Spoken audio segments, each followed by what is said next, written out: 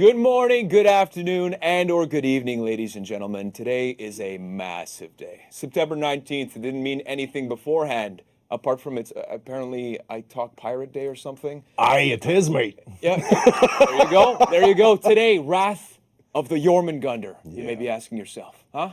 Right there. Can we get a close-up on that? Look at this. That's Nick. Guess what? You guys like nope ropes? You guys like snacks? You guys like danger noodles? All of that shit. To come. We're going to talk about it. Yep. It's been a while, guys. How are you? Yeah, it has been a while. It's been like a month. Yeah.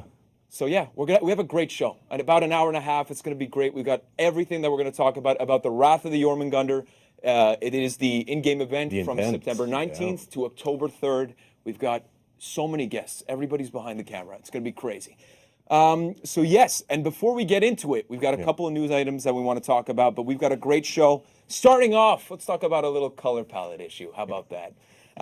So, for those of you who don't know, we had a little bit of a change that we tried to bring in patch 2.13. It was part of the mid-season update, and it had to do with team identification. Yeah.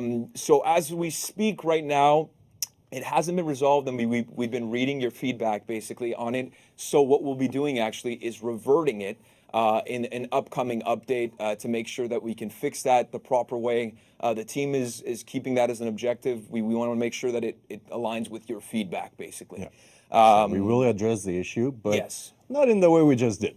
Yeah, exactly. So we're going to change, we're going to reset and come back to you. Yep. If not, we got a little something that we announced in terms of referring friends on PC. Yeah. It's called the referral program. Want to talk to them about that? Yeah. Huh? Yeah, well, you know what, guys?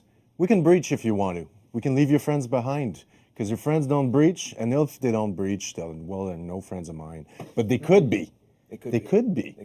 Because with the referral program, if you get your friends into For Honor, you get a full month of champion status, 10,000 steel, and more. And more. And all of those details on the forhonorgame.com/referral for more information, ladies and gentlemen. So that's the referral program.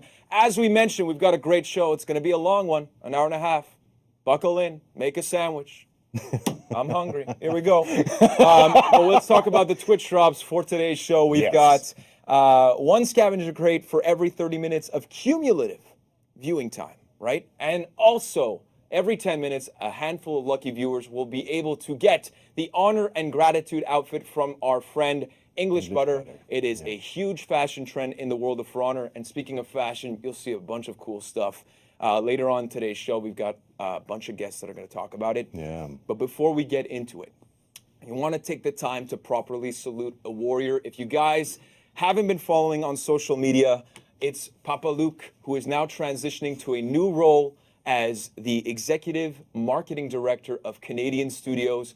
And for that, we wanted to thank him, Papa Luke, for all of his time, 6 years. He is an OG on this project, a man that's put his heart and soul, and a big reason of why For Honor is the way it is today. So for that, we want to start clapping in the chat. Get a little clap going. Thanks, Papa.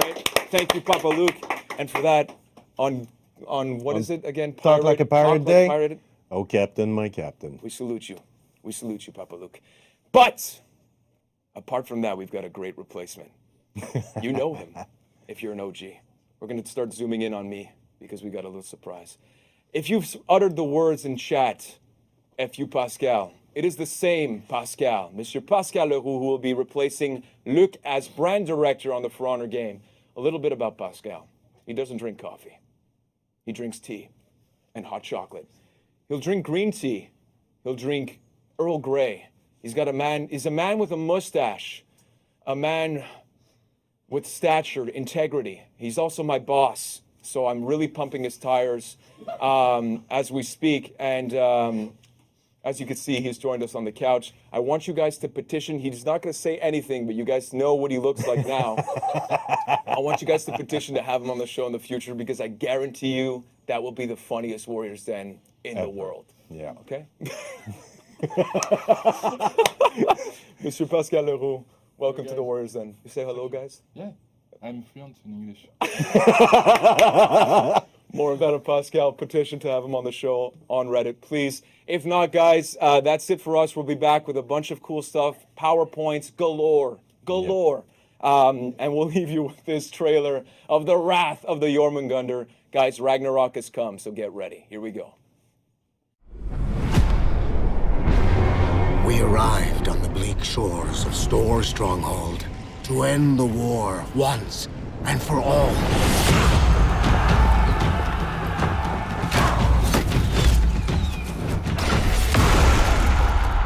We knew the Vikings would not yield quietly, yet none of us knights expected this. The wrath of the Jormungandr.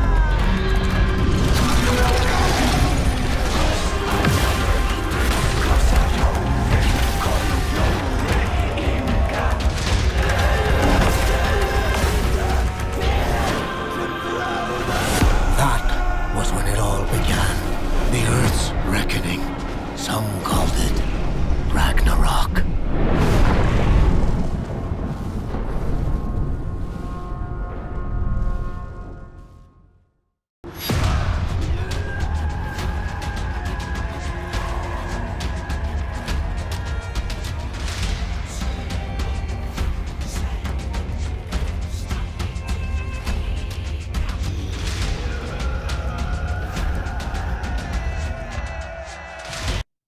What a sick trailer, and I forgot to shout out Maddie and Helix that worked on this trailer. Absolutely phenomenal. And now we are joined with Elise Trin to talk about the narrative of this super cool, nope rope infested game mode, right? Hello, like really super realistic and everything for sure. Yeah.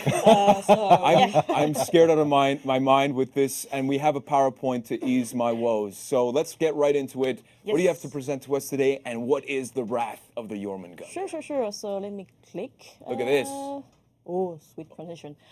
So yeah, this is the narrative. We're going to let it read through, but we want actually Big Mike because his shoulder width is incredible, and so is his voice. Yes. So if you could read through this, and then we can talk about it. Big All Mike. right, thank you, Mike. Look at that. I don't He's even already work got out, you know.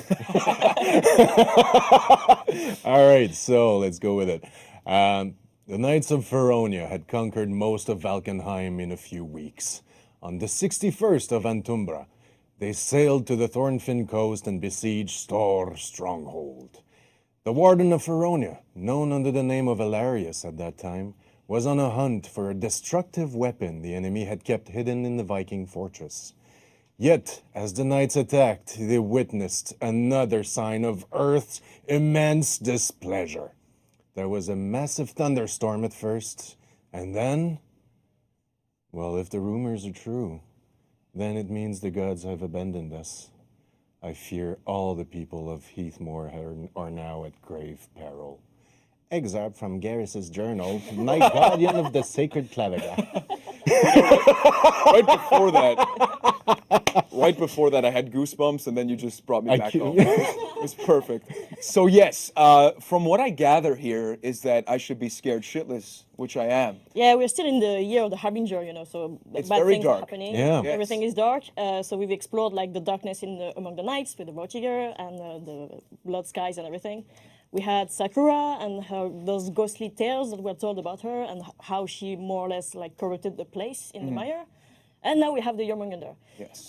So if you remember, we were talking about that like in the last like big reveal of the stream. You know when Yeah.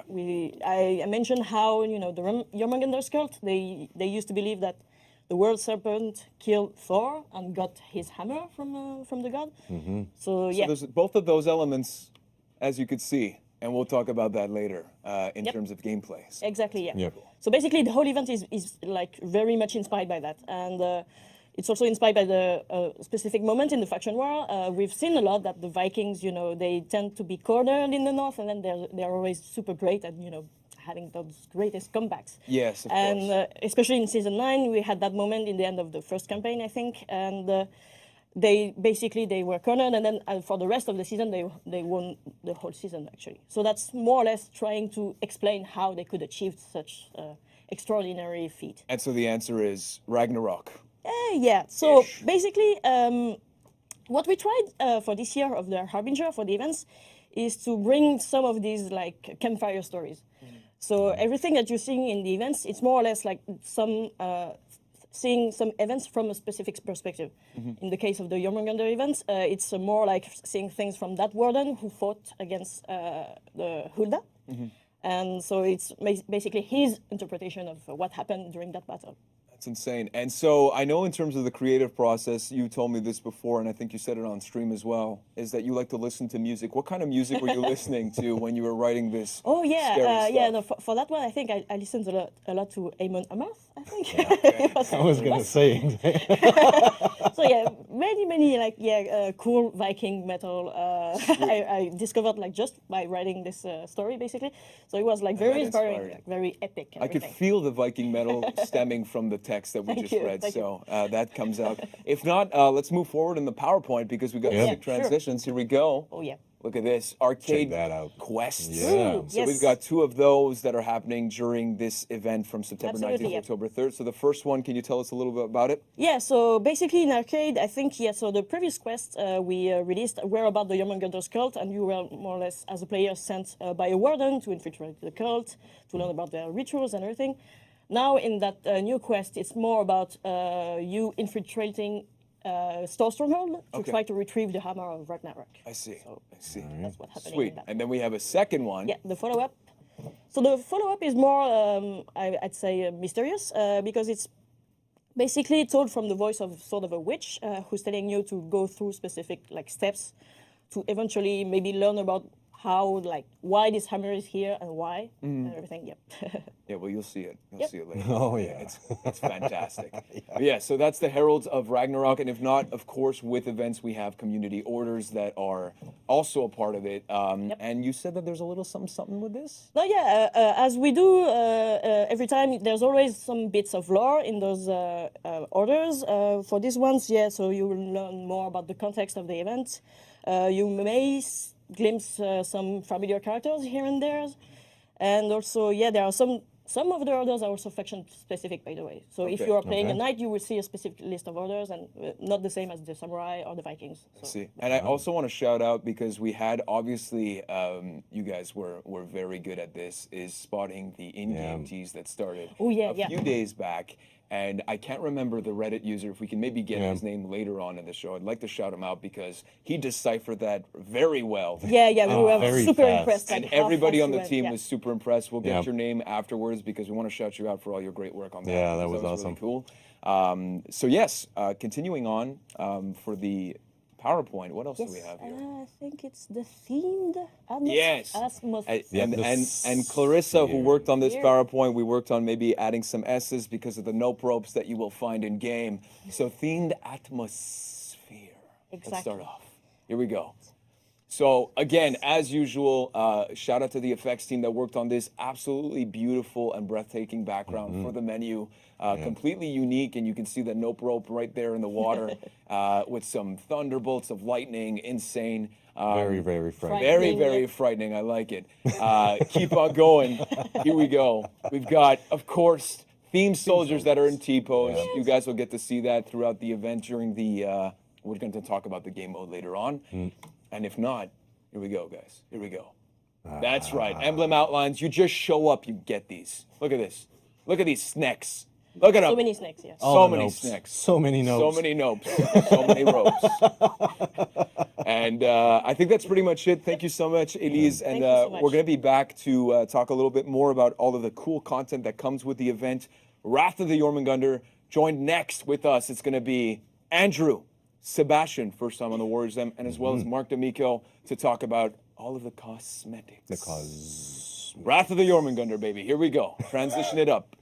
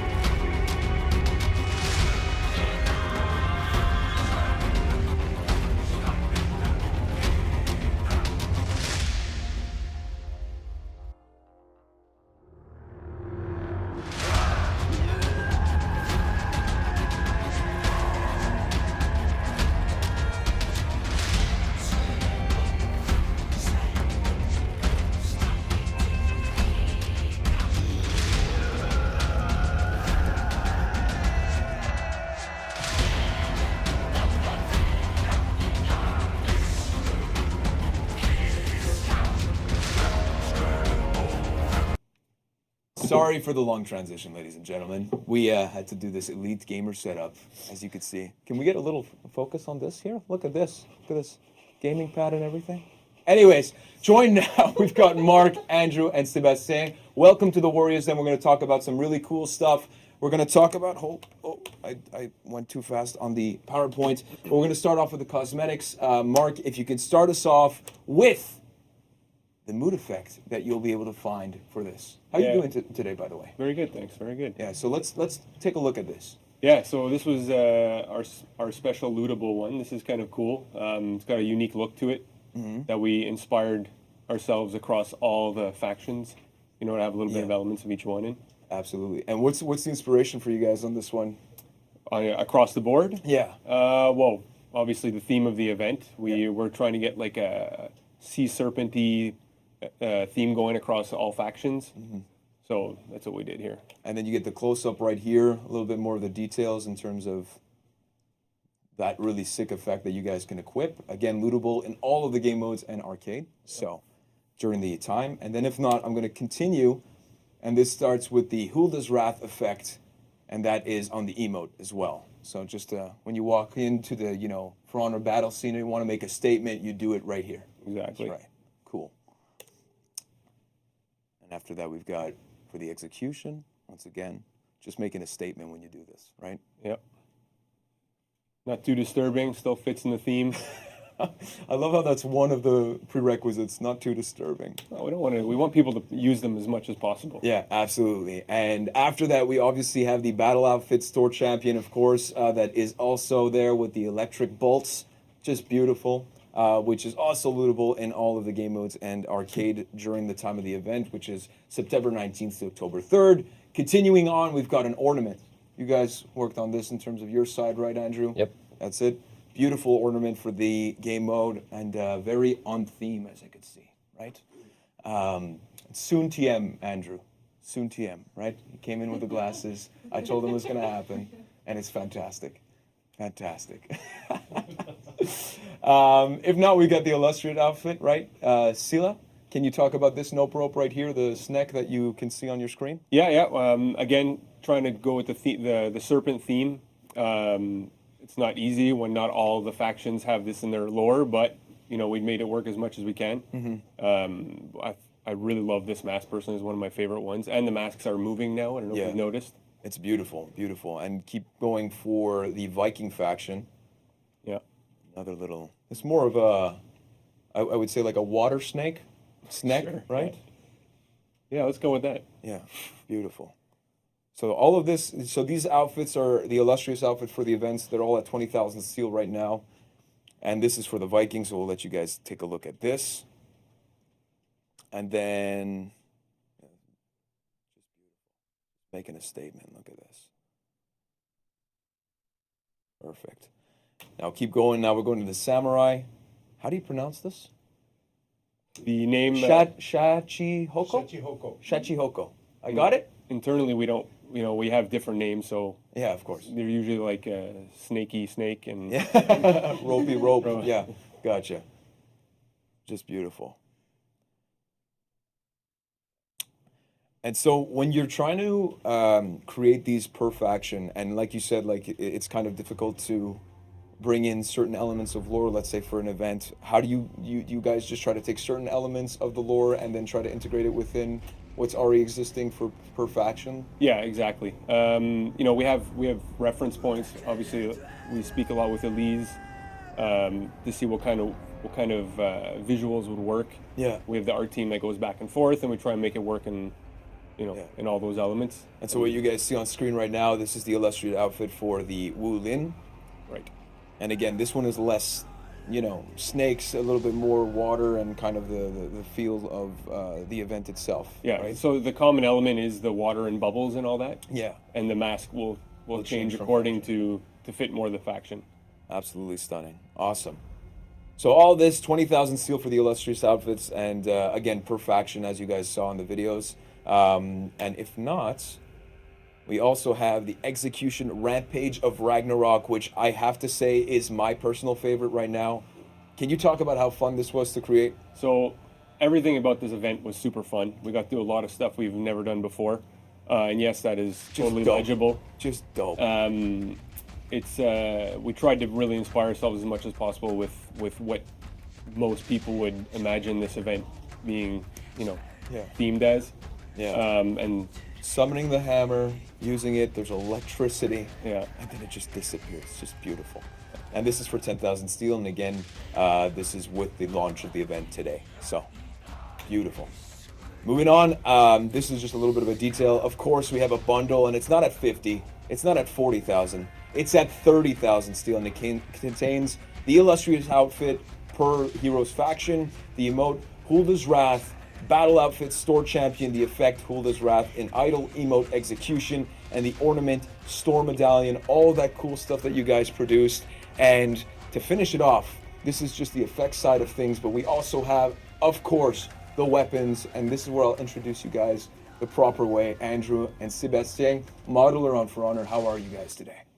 Awesome. Yeah. How about good. you? Yeah, I'm doing fine. It's the Wrath of the Jormungandr. Ragnarok has come. I'm kind of scared, but we're going to get into the build for the weapons to showcase them, right? Of course. Let's do it. So can you talk about a little bit of the process again? Like I know that Mark, you touched on it in terms of, you want to make sure that for each event you want to bring in the theme of the event within it. How challenging is it in terms of doing that for weapons? For this one, it was kind of okay because the sea serpent is kind of popular creature throughout the factions. I see. So we were kind of researching for each faction representing kind of sea serpent type of designs and apply to the weapons. So this is one of the example on the Chinese versions. Yeah. The end is a weapon, and this is a Shaolin's.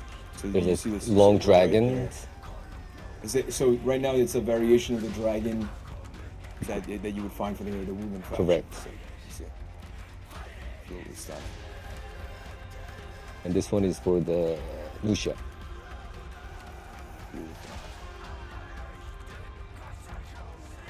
It's always kind of a yin and yang type of the feeling from the Lucia. And this is for JJ. Mark's favorite. Boy, my boy. We're gonna use this one. Better believe it. Yeah. There's a lot of the fantasy element that it's in this weapon. So Just stunning. Stunning. Looks like it hurts, but like at least it's gonna hurt and it's gonna look nice. You know what I mean? hurt. You're going down in style. Yeah. okay, Oh, this oh, one, This is insane. the Peacekeeper. Oof. So different translation from the Knight factions, and you will see a lot of dragon eyes. And this one is for, I believe, Warden. The Flamberge type Right. blade. That's the pointiest sword I've ever seen. Look at it. Or Centurions.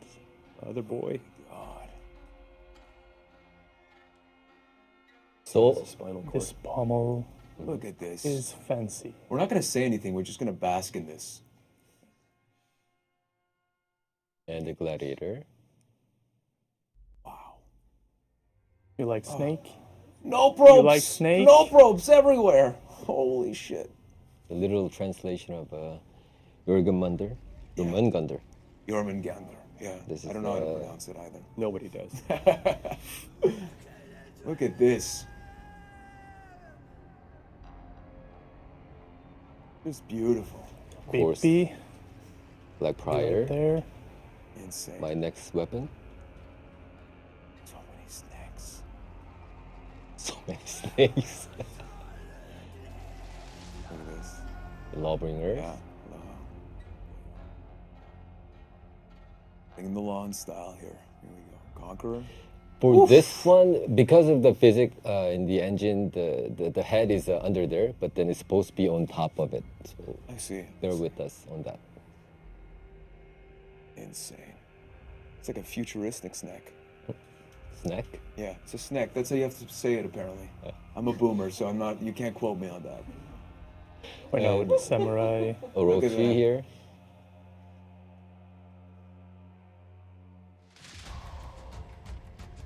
If Anthony was here, I think he would comment a lot on the texture, how texture was done. Yeah. So just so that you guys know, Anthony's on vacation, and Andrew, you were nice enough to come and fill in for him because he's probably on the beach having pina coladas, and you'd rather do that, I'm Wearing, sure. wearing the Speedos. Yeah.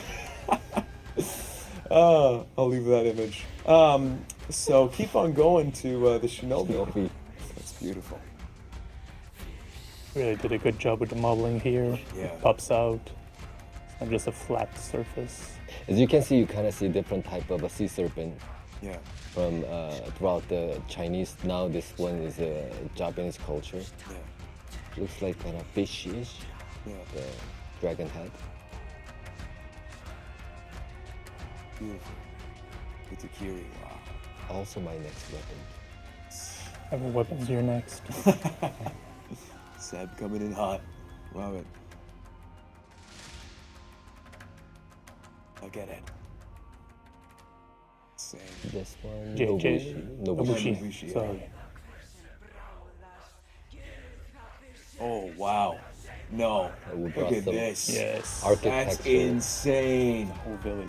No way. Tells such a story and just a weapon of destruction. Wow. Yes. Village is burning. Now going into the Viking. This is my weapon. That's insane. Beautiful.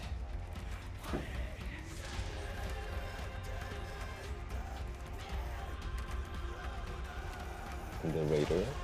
Very sleek. Beautiful. This is a big canvas. Yeah. People have fun. You guys used it well. I'll tell you that much. And Highlander. the Highlander.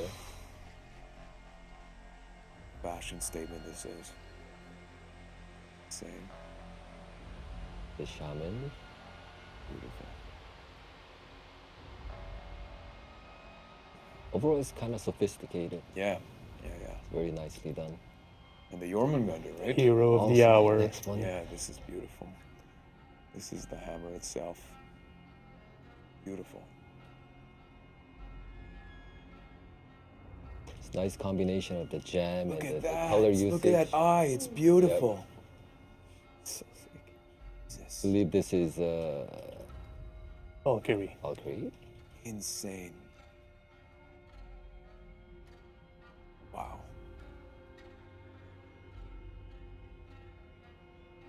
And the warlord here. The last one. This one's for Big Mike. Wow. Absolutely gorgeous. Can you do a little flyby, just all of them, just one more time here? Look at this. What a set. All for the Wrath of the Jormungandr again from September 19th to October 3rd, guys. This is just art. I have to say, great job, guys. This is insane. I hope you guys enjoy it. I know I am. This is great. Well, that's super sick. Yeah, I can't get over it. I wanted to shout out again. Thank you again for your time, guys. Mark, you're staying with us, right? Yes. Yes, you're staying with us to talk about the map. But I wanted to shout out Svorkar Asever, _Asever, I believe, who was the gentleman who took the time to decrypt the in-game teas. We had the scriptures, the Viking scriptures. So good for you. Thank you, because we were very impressed with that. Thank you so much for your time, and we'll be back to talk about the game mode, if I'm not mistaken. Is that right? That's right. And we'll be back with Guillaume and Mark. You'll be staying. Thank you, Andrew, and thank you, Seb, for your time. We'll be right back, guys.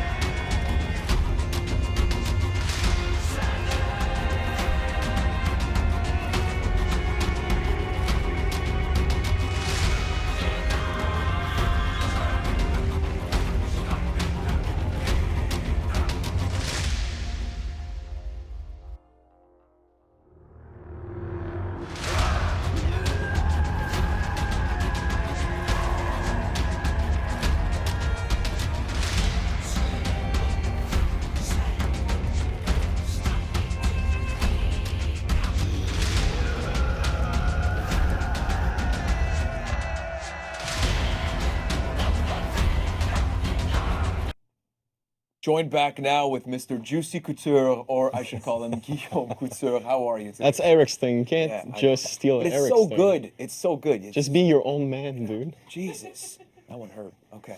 How are you? I'm good. I'm good. Yeah. How are you guys? good. I'm excited to hear about this game mode. So Oh, let's yeah. dive right into it. We've got, of course, the PowerPoint that we're going to present. So let's do it. Special game mode. Ragnarok. Yeah, Ragnarok. That's very good. Right. Excellent. So what can you tell us about this new game mode?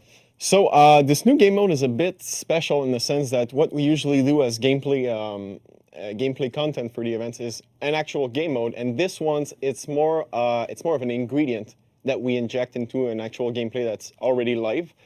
So for us, it's a new way of looking at how we can do gameplay for those events and see like how interesting it is for the players themselves. So let's just go ahead with this PowerPoint. All right. So Look at that. Look at that. this is the nice runes that were translated quite fast. Yes. Pretty impressed by this. Even me, it took like a week to translate. No. Yeah, I did nothing of the sort. You wrote it. No, I just said. No, my involvement with the runes is basically saying, "Yo, let's have some runes." And yeah, that's how you pitch stuff as a game designer. That is All right. Insight into the job. An idea, man. I like that. Yes. Here's the big snack. Yeah. Oh, yeah. Massive snack. Spawning the ingredient that I was talking about, which is, as people who have seen the trailer earlier and even before the stream should notice, this is Thor's hammer. So It's Thor's hammer. Yeah, Mjolnir. called the Hamar. The Hamar. Yes. This The version. War So Hamar, right? here Is that we what it can. is? No, what? that's the the Warhammer Warhammer is is Jormungandr's, Jormungandr's but this is Thor's Hamar. Okay, Yeah, man. Say that. Okay, perfect. Get it together, dude. Jesus, Guillaume, please. So here it is. When you hold a hammer, basically you become an avatar of its power, which is represented by this glowing around you. It's team colored, as we can see, so you won't mistake what team you're on. So, Back to the palette. I like it. I mean, I didn't say the word palette. No. Okay, so let's move into the specifics. So first thing you have to know about the hammer is picking it up. Your character itself has some abilities that are changed. So what that means is that you can't lock on targets anymore at all. You have lower HP, you have infinite stamina. Basically, you don't have stamina, and I think that's the best way to say it. You're immune to guard breaks, you're gonna auto-tech them. All your attacks unblockable, you're uninterruptible, and you take no fall damage. So what does that mean in terms of actual gameplay?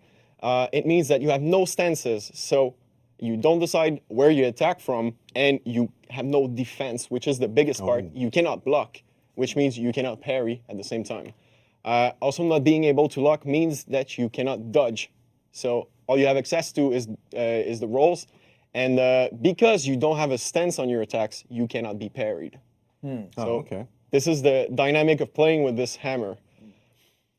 It has 2 special abilities, so it's a very simple moveset, very straightforward. The first one being its regular light attack. So it's a forward swing. You can spam it as much as you want. It has a huge pushback, so you can yeet anyone in range as far as you want. And then it triggers a chain lightning on a successful hit. And this chain lightning is going to do a small hit reaction, has a small bit of damage. The hit itself also has damage. Right now you can see it's wreaking havoc in the minions. That's really The effect is the same on players. You don't instantly die when yeah. you're a player because you have more HP, but all we see here is the same when you're fighting players. These minions are really getting it. damn cool. Jesus. Yeah. And you can use it from sprint too, so you can start that chain whenever you want. Just spam it as much as you want. Sweet. And I'll let the more nitty-gritty details of it for you to discover while playing it. Sweet. Second move, which is the oh, I can't say this on stream. Oh my god. It has some kind of big energy in this move. Okay. So Woo! So using the input for the heavy attack, it creates a AoE on the user's position. It's insta-kill for anyone who gets caught in it. Minions, players, and fortifiers, all that good stuff. It has a very long cast time, so you should be able to dodge out of this. Yeah. But if you're not careful, well, you're going to get got. You're going to get That's got. basically what's going to Alright. happen. That's the best thing. And it also can be used from sprints, so it's as simple as possible to queue all the moves. And after this, you can just go right into the light chain and spam it as much as you want. So the slow motion that you see there, Yeah. insane. Was this something that you guys wanted to bring in? Like, is there a reason? No, it happened by accident. It's just one day I woke up and I was like, "What what is this? Jesus. You gotta love it when things just come together. Yeah, I know. You know, it's- I know.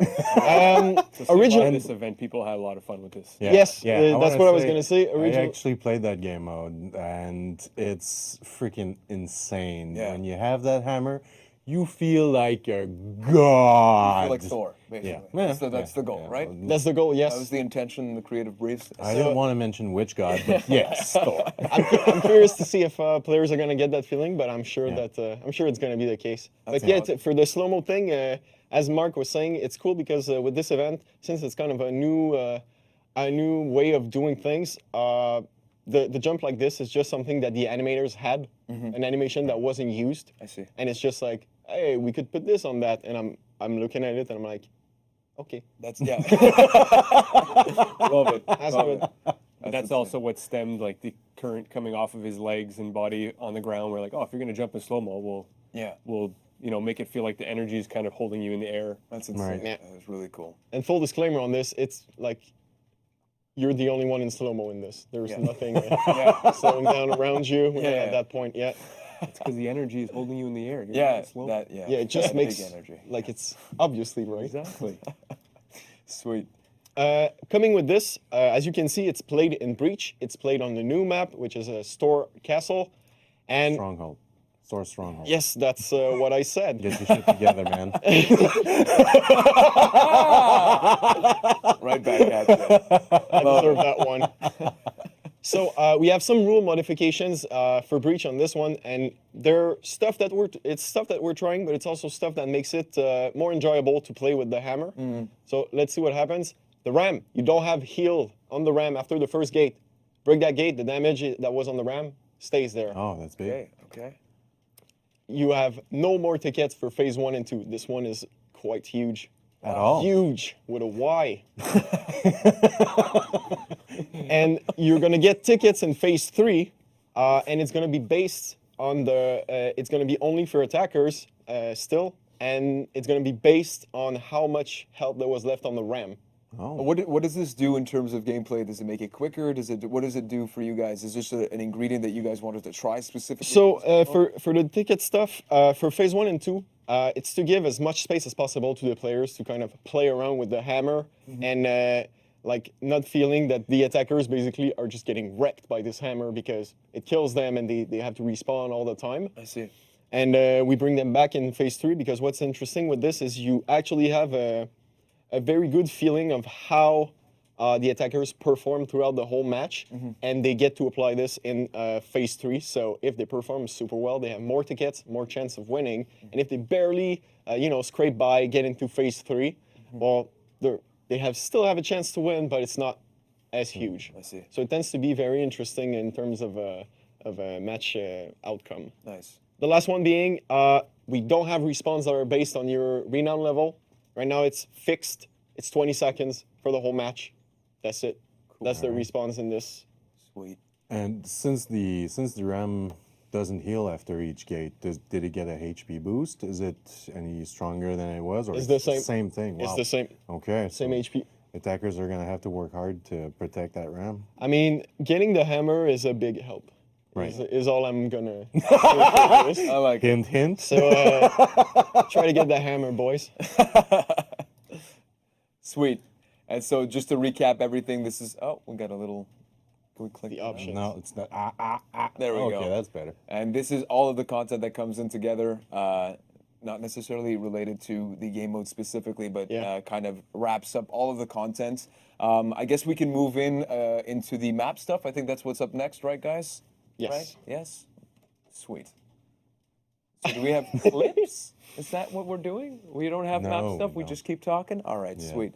All right. Okay, well, thank you, guys. I really appreciate that. It's my pleasure. That's obviously with the Wrath of the Jormungandr, it's going to be sick to see the Thor's Hammer being in use and all the changes to the actual Breach game mode for this event. Once again, going to repeat it, September 19th to October 3rd, you get to basically wreak havoc here with the Wrath of the Jormungandr. So I think we'll be right back with Stefan. So thank you so much, Mark, and Guillaume. I won't call you Juicy Couture because you're going to roast me again for some reason. It's killing me today.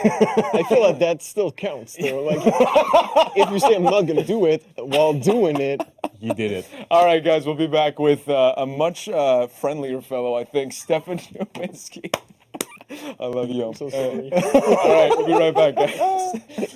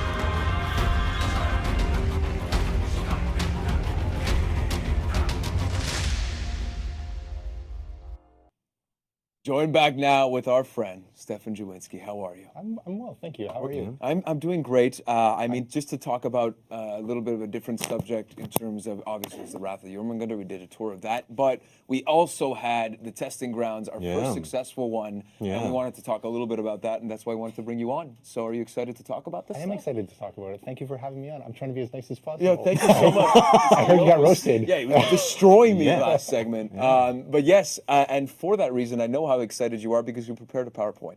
That's how excited you were. Well, I begged Clarissa to do it. Shout out to Clarissa. Shout out to Clarissa. And then I messed it up afterwards, so anything you don't like is my fault. Sweet. All right, so let's get right into it. Of course, testing grounds that just passed. Let's talk a little bit about the main findings that you guys saw with the changes on the Centurion, the Gladiator, and the Warlord that you guys implemented. Perfect. Most important point that we want to go right here. Thank you guys very much. Yes. You can probably full screen us for a while. We'll just talk about those. So I don't have to micro it. Yeah. It was super, super exciting. I mean, so many players got out there, played the content. It was our first time trying this. We really changed, I think, the game from like public test server that we used to do before. That used to be a separate client download, so a different executable that you had to download and launch. It was only on PC. If you spent your time there, thank you for that as well. Yes. But some people felt that they were like wasting their time there because there's no progression on their character. Yeah. No, but this is a tool that helps everybody, be a part of, an iterative process to making, updating the game and stuff like that. And it's just all inclusive with all platforms. So I know that on our side, on the For Honor dev team side, we were super excited to bring this, and we're really happy with the basically the participation and also the the warm welcome that we got from the community. So again, thank you. Exactly. So thank you. Thank you And very like much, guys. We really appreciate console players got in there with PC. Progression counted. Yeah. Right. It was the same thing. Everything worked super well that way. And also, you get data. We get data. Yes, exactly. Shout out to Damien Keegan. So one of the other things we really want to stress is like when it came to the live period, what we did, we had daily meetings with community team, data analysts, user research team to monitor these tests and really see, what is the feedback going on as we go. It was super exciting every day, repeating these meetings and so on. Thank you for spending your time on the survey. The data I'm allowed to say so far is 160,000 hours played in testing grounds, which is immense. Insane. Yeah. And 5,296 answers to the survey. So Kevin wanted me to stress there were a lot of people that were like, I know people probably aren't reading this. He's reading them.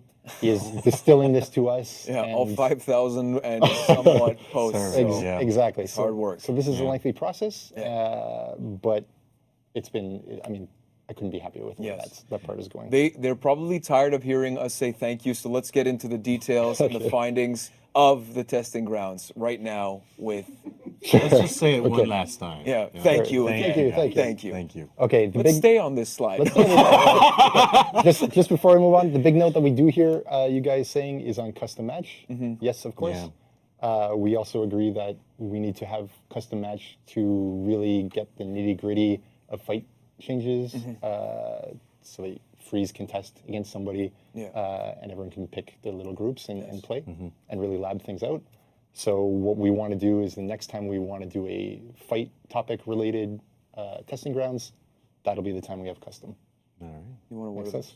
Oh yeah, well, when is that going to happen? Yeah, I don't know when it's going to happen. When it's going to happen, but I couldn't tell you. I couldn't tell you for certain. there you go. Look at that. Look at that. He came prepared. Come on, let's get a little hyperclap in the chat going here. Come on, look at this. Stefan Jawinski, killing it. Let's get back to the Just remember, developer soon is not a normal human being soon. It means not soon at all. It's a production zone. Perfect. Exactly. All right, let's keep going. So let's get into it. All right, here we go. Real slides coming up. Centurion. So what did people say on Centurion? So the positive thing, the removal of the cutscene was well received. It was also well received on the Centurion's front. A lot of Centurion players really understood, like, hey, if we give up this thing, we can get the mix-ups to start to work and really have a more healthy and fun character. So that was well received across the board. Lights being useful in the chain. Light connecting to jab instead of the old quick throw, which was fairly, well, let's say totally useless, and now is, I think, pretty good. Feintable jab This was a lot of fun for everybody. Faintable zone attack. These things are working and good to have. Everyone likes this stuff. Perfect. So what are the major stuff that we need to fix? Roll away from jab. If you get a light, followed by trying a jab, feint, guard break, opponents can roll this safely. Yeah. This is something that we want to spend time on and try to fix because it needs to work for the mix-up to work. So we're going to work on that. Light jab annoyance. Basically, my current theory is that, like, yes, okay, people don't like being hit. This is always the case in For Honor or any other game. In real life as well, I don't like getting hit. So, exactly. Makes sense. But maybe it's slightly more annoying than necessary right now because the jab does confirm the light. So does the jab need to stun? This is a bit of a question mark right now for us. But this is what we're considering. Wall splat doesn't always guarantee charged heavy. It does at certain distances, but it doesn't at other distances. If you're too close to the wall, it's worse than being slightly further, blah, blah, blah. We would like that to connect more comfortably for everybody. We also don't want to introduce unwanted connections, like more things suddenly being connected, guaranteed. Guaranteed, yeah. So it's something we want to solve, but the solution is going to take a bit of time. Lion's Roar, we also saw, so this is a guard break, light, punch, punch, punch thing. The stamina had a bit of, like it wasn't pausing kind of the way we might expect. We would like to see that working. And then Haymaker applied at sometimes, not at other times. We've got some bugs with that, so we want to work that out. At the same time, we would like Haymaker maybe not to be 30 damage plus wall splat plus charge heavy for 60 damage or whatever, killing off people back in the two kind of punish scenario that Centurions used to live in. So to solve this, also going to take some time, but these are the four that I think we're going to spend our time on. Nice. And this is also all based off of the feedback that you received in the... Exactly. I mean, this is a great part about the testing grounds for us, is like we release that into a certain ecosystem. Yeah. People spend their time on it, try it out. We all find the things that are working versus not working, and then analyze which are not working for them but working in the system, which could be working a little better, like these kind of things, which are not working at all, like roll away from jab. And now we can spend our time to solve it before being able to put it out in the wild. Nice. Okay, so finally, a couple other small topics on the Centurion. Well, not small topics, but topics. These are question marks that we see come up and again in the surveys. Parry punish. Some Centurions were very worried, like, hey, if I can't get a heavy all the time after every kind of parry, that feels like a nerf. I agree, it does feel like a nerf, but at the same time, I think bringing down to light or zone attack damage off a heavy parry is probably the right amount of damage for a heavy parry, rather than guaranteeing a heavy. You can do some wall splat shenanigans with your X parry, so maybe that's a way to get slightly higher damage. But I think that's probably healthier for the game if we're looking at these kind of values. So I don't think we'll change it. Nice. Guard break vulnerability of heavy. In the testing grounds, we have it at 400 ms instead of 100 ms. I think around that value is the right amount. We wanted to change it because, it removes one of the option selects in the game. I think this value will be okay. I think because you can feint the heavy, you're going to be okay. I'd much rather we be talking in these values than 100 ms. And finally, Eagle Talon damage. We saw some people saying like maybe it's a bit too high at 45. It used to be 35 on live. Okay. I'm not sure what we'll do in this case. Might be nothing. Might change. Don't know. Just go halfway. Go 40. Halfway? Yeah. Is it the right value though? Simple as that. Always that simple, isn't it? I just want to say I am not a designer. I don't know. But basically, when we look at this stuff, yeah, so we'll keep the good stuff. We want to work on the stuff to fix. The other probably will either stay exactly the same as you saw in the testing grounds, or minor edits maybe on damage. We'll see. Perfect. So other is another way of saying minor tweaks, potentially, right? Well, I'm definitely want to say no on the parry punish, Okay. for example, and the guard break vulnerability. I see. So I don't want your hopes up, but I want to be clear that we've heard you on this one. Perfect. Awesome.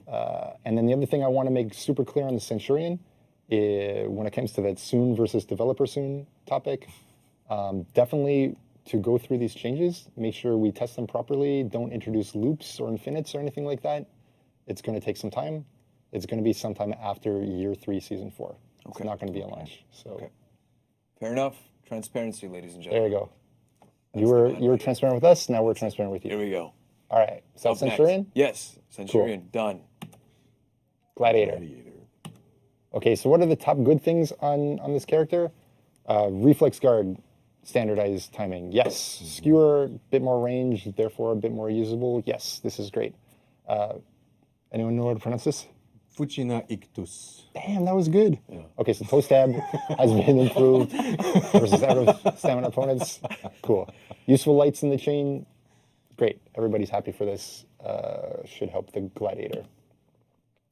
To fix, there's a uncomfort right now with if you do toe stab, knock the opponent down out of stamina, then perform the heavy. If you change stance between, you will not have it guaranteed, whereas on live it is guaranteed. We're kind of hoping, honestly, that like it'd be more of a Highlander situation where you're like, okay, I got my X move, I do my heavy, I don't change stance, everything is good. We kind of expected that to be the case. It wasn't the case. Everyone's changing stance and missing their punishes, so it feels bad. So we'd like this to feel good. That's what we want to spend our time on there. Yep, this is me sucking at PowerPoint, so sorry about that. And then the other one here, the other topics, Fusina Ictus 2 unsafe, so toe stab 2 unsafe. If you miss and the opponent dodges, generally they get guard break or better. I think we'll probably leave it as is. I think with Gladiator's options, it's probably going to be okay. We shall see. Chain side lights, 466 ms or 500 ms. We said that they are 466 in the testing grounds. However, they were 500 ms. This is something we went back and forth over and over and over and over in our tests. And I elected to go with 500. We're going to continue to go with 500. Okay. Deflect versus uninterruptible stance. This is a recurrent question. Should deflects be phenomenally good in all situations all the time, as a lot of people want? I would note that you do have parry in this option if you don't want the opponent to have the option to act. And if you deflect, you have to worry about frame advantage. That's meant to be the difference there. So I don't want to change anything there. Sorry, everybody. And smaller changes compared to Centurion. This was an interesting thing we saw for both Gladiator and Warlord. When you compare them, you're like, why did Centurion get the sun and the moon and I didn't? Yeah. I think the needs are different. We tried to point out like, hey, it's going to be small, medium, large changes for the characters. So I get why when you compare, you feel maybe like, hey, I didn't get enough. But at the same time, keeping things in perspective and what you guys wanted to accomplish, it made sense for you guys to go with the Centurion with the big update, and then exactly. So I think generally this one, hopefully this soon will be less of a horrifically long soon. There we go. But a shorter soon. You just wear the glasses all the time. Just all the time. Okay, that was a. There's nothing there. Okay, there on Warlord. Perfect. Boom. Soon. Fake soon. Cool. Warlord. What was the good on this? Enhanced lights, yes. People feel like, hey, it does feel a little more useful to throw the light. I am frame advantaged if they block the finisher, so at least I can be acting first for my headbutt or anti-dodge into guard break or nothing. Earlier heavy finisher on disruptible stance does work. This is cool. Full block stabs improvement does work. This is cool. Other same thing, not enough, and smaller changes compared to Centurion. Right now, the kind of internal feeling is like, yes, it does feel like less compared to Centurion, but this solves some problems on Warlord. I think will help Warlord out kind of across the board, and I don't think anyone will feel bad to get these changes. So we're probably going to go with basically as is from testing ground. Awesome. Sweet. Is that all of the findings that you guys have for this specific testing grounds? Yes. That's exactly. awesome. All right. And of course, the testing grounds was launched at the beginning of year 3, season 3, or at least a little bit after. And it's just a great tool that we'll be able to use in the future. So more updates on that I should say. Oh yeah, you get to say it. When will those happen? Soon. Ladies and gentlemen, we'll be right back. Thank you so much, Stefan. You're so kind to me. I love it. But we'll be right back with Clarissa to talk about tournaments to end off the show. And when will that be? That'll be right soon, guys. Right here. Take a look at it. Other way around. Oh, is it? Oh yeah, you're right. Oh, I'm sorry. Yeah, because Killing me today. Killing me. All right, we'll be right back with Clarissa.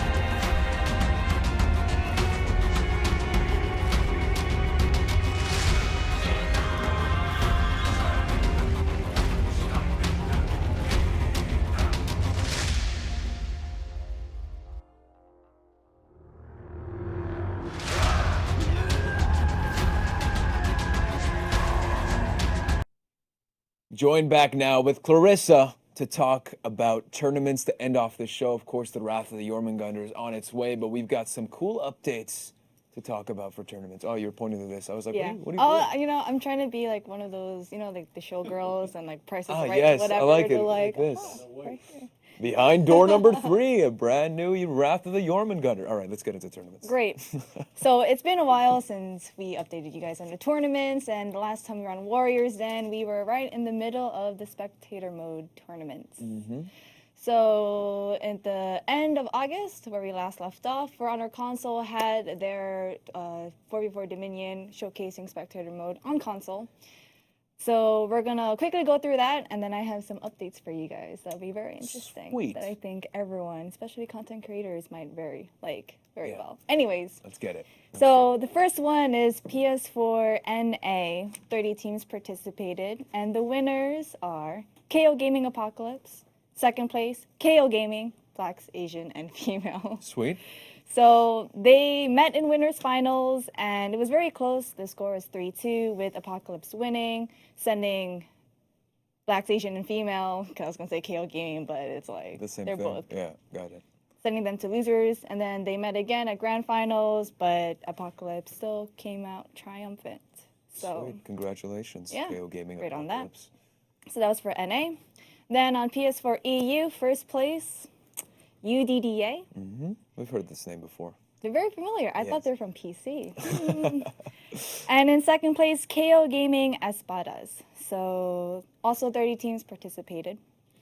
And KO Gaming actually sent UDDA to the losers bracket in the winners final with a very close 3-2 match. Wow.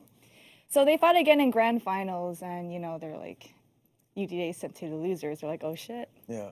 they're Ready gonna to go. lose. Yeah, ready to But go. they did set a bracket. They did have a bracket reset, 3-2 match again in the first set, and they just closed out the win in the second set, 3-0. 3-0. Yeah. They locked in and they got it done. Well, Yeah, good for so you. the really nice one about PS4 EU is Light Boogie, who was the organizer and also Shout the out to one. Light Boogs. Yeah. I love him. I love him. great. Don't you ever let disco die, my friend. Don't you ever. It's September. Yeah, Do you remember? of course. The 21st night, September. That's It's a almost, sick backtrack. almost, yeah. Love it. Anyways, I was going to say, yeah, so the nice thing about this is the ones who accompanied Light Boogie in commentating is Verbalocity, who just had a community spotlight, and also Lernigan, who provided analytics as well. Sweet. So if you have to watch any of the tournaments, I recommend PS4 EU so you can see like why UDDA was able to come out victorious afterwards, such as like their late game knowledge versus like their experience and just overall explaining how competitive Dominion is. So check it out. Nice. So that's it for PS4. Now we're going into Xbox. Xbox NA. Very, very cool. because they had 54 teams participating, Wow. which is the most out of all of the 6 tournaments that happened. Insane. Yo, where were you guys? Where was everyone in the other Xbox tournaments? But that's really cool that there was a lot. Yeah. So anyways, first place was the Smooth Brains, which they had Raider, Hitokiri, Warlord as you see right here, and Black Prior. And in second place, Mavros Aetos. Mavros Aetos. Yeah, let's go with that. Let's go with that. So the Smooth Brains practically went undefeated in the tournament, and they only lost 1 match in total, which is against Daybreak, which isn't Mavros, in the winners finals. So congrats on winning Xbox NA, and thank you to all who participated. It was great. So then we move on to the final Xbox tournament for EU. Guess who won? I'm going to say UDDA. Yeah. Because I have the paper in front of me. So UDDA once again won, making them triple crowned champions. Yeah, triple crown champions. Wow. PC, PS4, Xbox. Good for you guys. Good for you. And it's all about being Dedicated. That's all I heard. Ultimate dedicated digital athletes. Good For for those you who don't guys. know what UDDA stands for. Yes. Very sensual, as you might say. All right, sweet. Second place. Degenerated Monkeys. So 12 teams participated, but you know what is really cool about the Xbox EU tournament was the Degenerated Monkeys were sent to the losers bracket by UDDA in the winners finals, but they met again in grand finals, as most of the tournaments happen, right? So they met again in the grand finals, and they actually managed to pull a bracket reset against UDDA, winning their first set. So all of these were 3-2. pretty relatively close in terms of like all of these tournaments that passed. Like, Yeah. So some good competition, some good view of Yeah. like, you know, what it's So like to we go have get it here from. for you a clip on their bracket reset. Check it out. Let's take a look. Lycan did go down. Pepe Daddy respawns. Clutchmeister just respawned.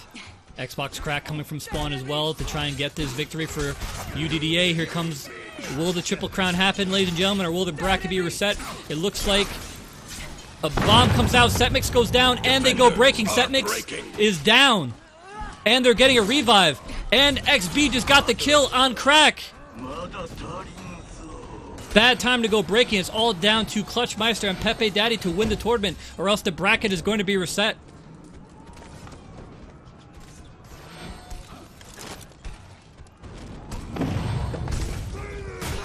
Clutchmeister and Pepe Daddy, can they win the 2v4? Clutchmeister with full health. Got Assault looking critical, Lycan critical as well. Pepe Daddy with a decent amount of health. If anybody can do it, it's Clutchmeister.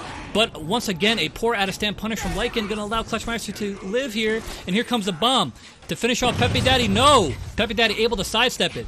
Clutchmeister out of stamina now. Gonna get caught in the GB recovery. That's it. Lights out for Clutchmeister. Pepe Daddy just got Stampede charged into the wall.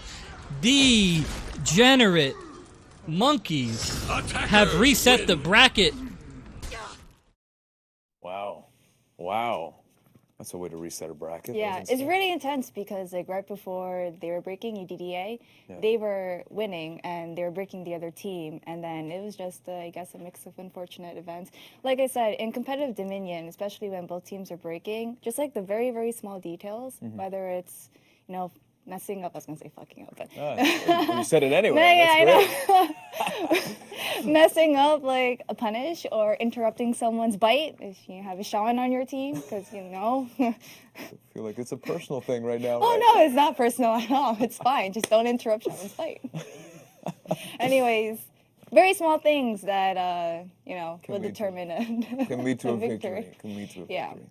So that was very exciting, but of course UDDA being triumphs and also being just like very, very good in the competitive scene. They're always practicing every day and they take it very seriously because of their immense experience.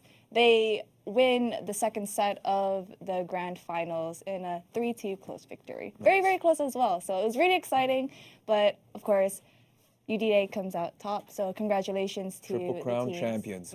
Good for you guys. Yep, Jeez. and also Good Degenerated for you. Monkeys I'm as just well. gonna do this. Good for you guys. Round of applause. Yeah. Max is really excited for you Yeah. guys. So that's great, which tops off all of the tournaments. Everyone should have gotten their steal by now. If you haven't, make sure you contact your organizers to get that sorted out. But of course, if you want to see all tournament results and standings, you can go on battlebyte.com/ForHonor console, and you can watch the VODs on twitch.tv/lightboogie. Look at that. Light Boogie, my man. Hope you're watching. Miss you, buddy. So that's great. So like I said, thank you all to who filled out the surveys on spec mode. As you know from the tournament, spec mode is currently a work in progress. So we have been reading all feedback, as we said in testing grounds. Some of you guys are like, you might not read this, but No, we're reading. We're reading. Yeah. Awesome. So apart from that, we've got some upcoming updates. Yes, we right? do. So as we mentioned at the seasonal live stream before August, we said that spec mode, we're trying to do a progressive rollout and iterative process, getting the community involved. So the next step is on October 3rd and 4th, the mode will be available to everyone on all platforms. That's right, PC, Xbox, PS4. It will be available for everyone on October 3rd and 4th because we are conducting a stress test. For those who don't know what a stress test is, basically we're testing the stability of the infrastructure, which is the reason why it's not going to be in testing grounds, because the purpose of testing grounds is very different to what we're trying to test here. So yes, once again, October 3rd and 4th, more details will come, but we do want to let you know because just in case some of the content creators. It's the next step of this iterative process for Spec Cam and Spec Mode, so it's going to be awesome. And if not, you have some new tournaments to talk about as well, I think, Yes, right? we have more tournaments coming up. Sweet. So, starting off this weekend, the Interfaction Events Network will be holding a 4v4 Dominion tournament on all platforms. Look at that. So Beautiful starting image. this weekend, yes, they created this. So 4v4 weekend this weekend and a 1v1 the following weekend after. So here are all the dates. PC, PS4, Xbox One, EU are in EU times, so to be mindful of their times as well. All information you can see right there, battlefy.com/Interfaction Events Network, and you should join the Discord as well for more information. So thank you for that. Upcoming next is Battle for the East 2019. We'll be having a For Honor 1v1 and 2v2 tournament on October 4th through 6th. This one is a LAN tournament, meaning you have to be present to participate. It will be in Atlantic City, the Showboat Hotel, and there is a prize of $750 plus more pending. Register now while you still can over at smash.gg/battlefortheeast and do it now because it's coming up in, I believe, in 2 weeks. Yeah, something like that. Yeah, October 4th, 6th is coming around the corner here. Around the corner. Yep. So right after the event of the Wrath of the Jormungandr ends, which is October 3rd. Which is perfect. So then you head over to Atlantic City. Yep. Insane. So for those who don't know what Battle for the East is, it is a LAN tournament and a gaming convention with over $25,000 in prize pools, featuring games such as Apex Legends, Fortnite, Tekken 7, Super Smash Ultimate, Street Fighter 5, and more. And For Honor. Especially there. Yeah. There we go. So if you're going to compete in For Honor, you can also compete in other games and win more money. Or go to the casino. Yes. If you're legal. Casino. You have to be legal. I think you have to be 18, not 21, to go through the Oh, really? casino. Is that how that works? I don't know. I don't gamble. Casino. Gambling is See you bad. there. Don't do it. So moving on, Ultimate Clans Championships return for their 4th season. As you may know, or you probably forgot, they had their finals at the beginning of the year. They are the French organization that had Breach, Dominion, and Elimination for their format. So you compete in all 3 of them instead of just one game mode. Nice. Signups began and it will last until the 22nd. And the tournament will begin on September 30th. So that is next week. Sweet. The prize is €500 base, so there is potential to have more. And they will stream the playoffs because, the tournament will go on for a long time. So Sweet. Awesome. it will go into 2020. What you can do for more information is go to bit.ly/FHUCC4. Sweet. It's a Facebook group, and so the link is really long, so I shorten it for you, as I usually do, because I'm nice. Yes, of course. Much nicer than Guillaume today. Jesus. Is he still there? Okay. Love you, Guillaume. Yes, and of course, and if you have any questions, upcoming tournaments, highlights that you want to share with us, you have the link that we're going to show right here, don't we, Max? Do we? For Honor tournaments at Ubisoft.com. No, that's not the right one, Max. We're going to get it. We're going to get it. Stick with us here, guys. How you doing? You doing all right? Yeah, Wait you for know, the it's a link little here. cold. Yeah, it's starting to get cold over here in Canada. Do we have it, Max? No? We'll say no. We'll say no. That's Anyways, fine. it's the usual what we always post, For Honor tournaments at Ubisoft.com. There we go. Exactly. So we can't that point is- to it, but that's fine. Guys, this is today's show. It was a massive show. It was a long one. And of course, we finished it off with some cool updates on tournaments and spec mode. But as you can see behind us, today, September 19th, is all about the Wrath of the Jormungandr. And the update should be finished soon so that you guys can just rage on in Ragnarok. Right? So thank you so much for joining us. My name is Michael Perazzo, hosting today's show, The Warriors Den. And for Clarissa, we're thanking you for joining us. And just kill it on the battlefield, guys. Ragnarok comes. Take care, guys.